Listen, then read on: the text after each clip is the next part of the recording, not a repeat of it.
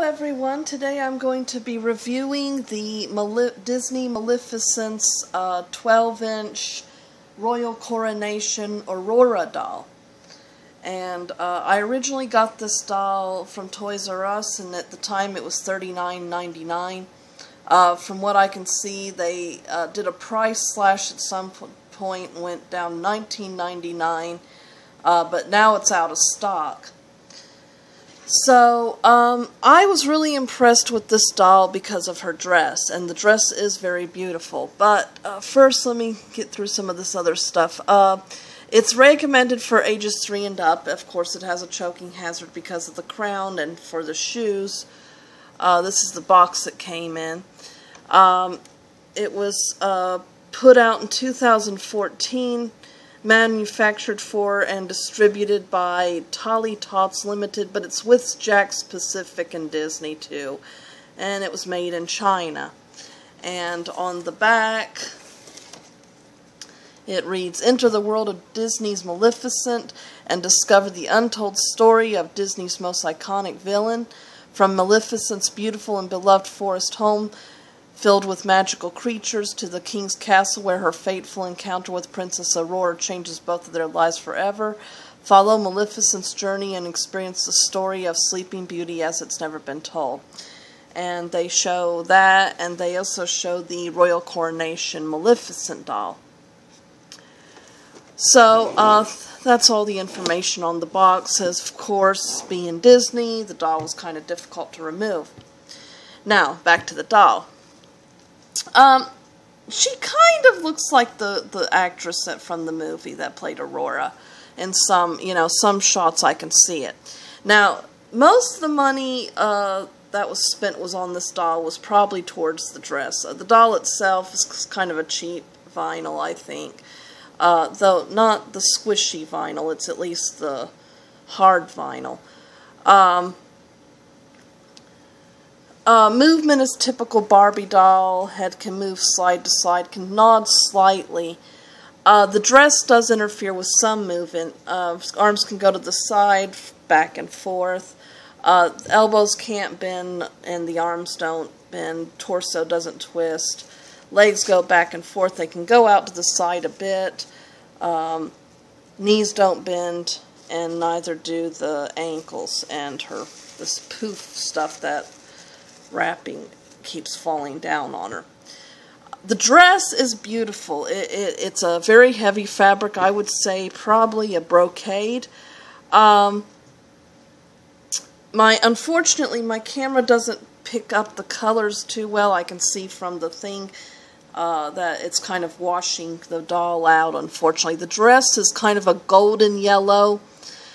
And it's got a floral print. Most of the print is in a darker yellow, maybe maize-colored thread, and then they have a little bit of splotching of pink on the blooms. Now, personally, I think what happened, the splotching's a little weird. In fact, I was a little worried at first that I'd somehow damaged the doll, gotten something on her, and then I realized, no, I think what happened is that this is a brocade that was not made correctly, and probably Disney or whoever produced this doll managed to buy it at a low cost because of that. So, but it's still a pretty dress. It's got this kind of very stiff, I don't know if you would call it tulle, but it's the type of fabric you often find that's used in underlining for doll clothes. And that's around the collar and on the sleeves, not on the hem. And then it's got these golden lace, and in some areas it's a lace type trim. It's on the collar, the waist, the sleeves, and on the hem.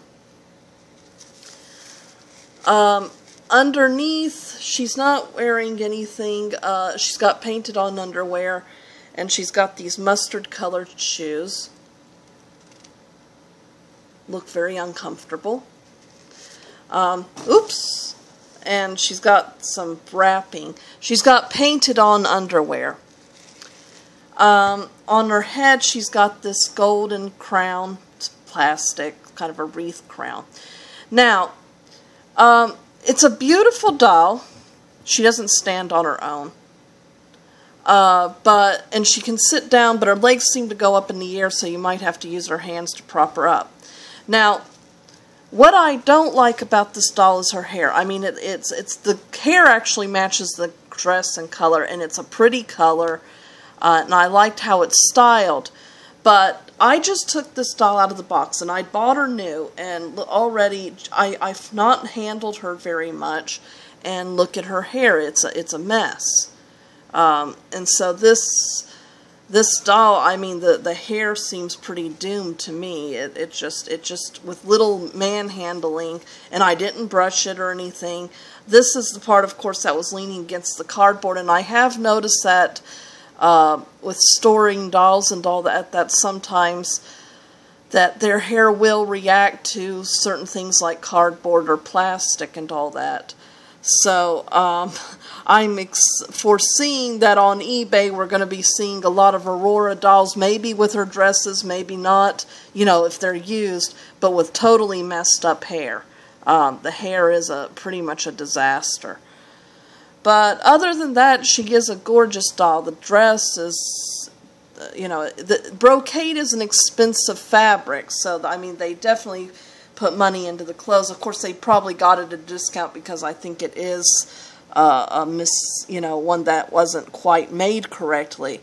But brocade normally, from what I've seen, goes anywhere between, the cheapest it'll often run is $9.99 a fabric, but it can go up to like $19.99 a fabric, you know, a yard, I mean, not a fabric, a yard, you know. So, I mean, it can be very expensive to make things with brocade. So, I hope you've enjoyed my review, and stay tuned for more videos.